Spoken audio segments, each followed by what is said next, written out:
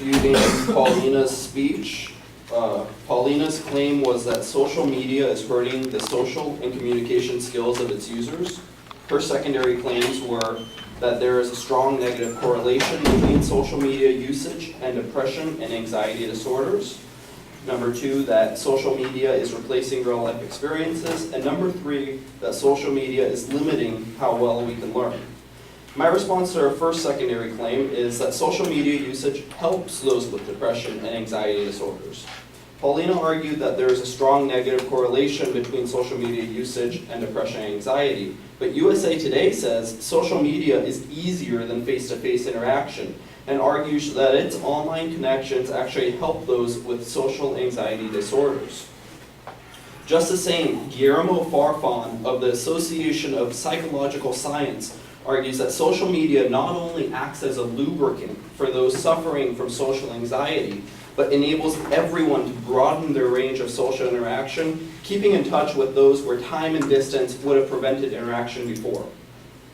Paulina also argues that the way people represent themselves on social media causes them to feel insecure, then contradicts herself by saying that we only post good things about ourselves. I don't know about you folks, but for most people, posting good about yourself will in turn make you feel good about yourself, not insecure or otherwise. If nothing else, social media is boosting our self-confidence and reducing our social anxiety. My response to her secondary claim number 2 is that social media is not replacing real-life experience, it's supplementing and widely expanding the reach of real-life experience. In her second claim, Paulina argued that social media is replacing these real-life experiences. In actuality, social media is one of the most successful forms of marketing to promote real-life experiences and interactions and events. And without social media, these real-life experiences would not be as memorable nor as enjoyable as they are today. For example, weekly events, concerts, bars, and otherwise are all successfully promoted on social media, therefore leading to a larger real-life experience than ever possible before. Jeff Boulas of jeffboulas.com recently did a study on how a small Facebook group drove 15,000 people to a real-life tattoo show. It can be argued that such a real-life experience could not have been achieved without the use of social media. Paulina also argues that social media lacks emotion. This could not be more untrue. Take out your phones, people, go to type something and hit that little smiley face at the bottom, and boom, you've got hundreds of emotions at your fingertips.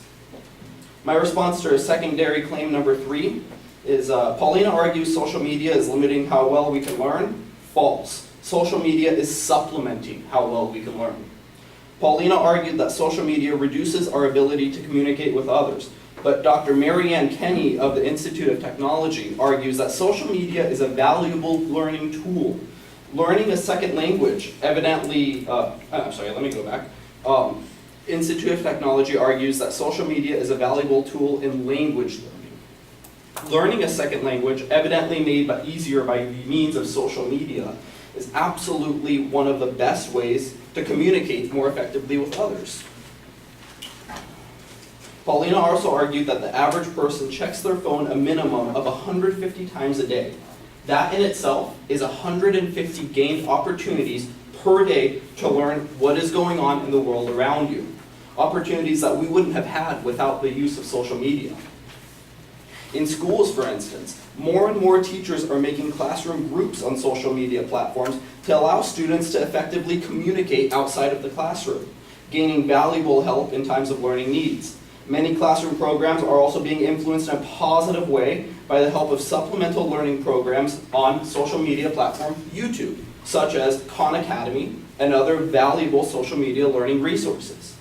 In conclusion, Paulina's claim that social media is hurting the social and communication skills of its users is absolutely false.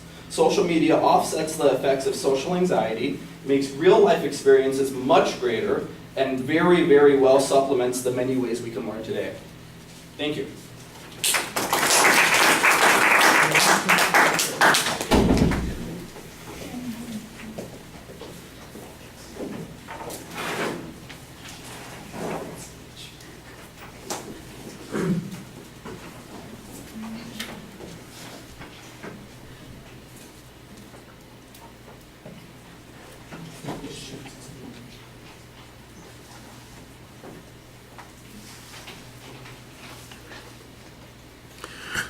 Okay, the proposition is clearly labeled. The secondary points are laid out easily. You've got contradictory claims on each of the individual points. Your general strategy is to argue that instead of causing a harm, they supplement the things that we do, and you had good information on each of those points. Like I said, I think you've got good rebuttal evidence on all of these points. I do think that you should talk a little bit about the kinds of information that the advocate used. There's not really much analysis of their evidence or their reasoning, but you have the right counterclaims that you're presenting, and they often are put in a context that makes the secondary points much more convincing from your position. And I think maybe you could also do a little bit of contrasting between the evidence that you're presenting and what the advocate presented, although since you never refer to what information they present, we don't really know why your information is better or worse. We have no way of making that comparison, so you might want to remind us about those things.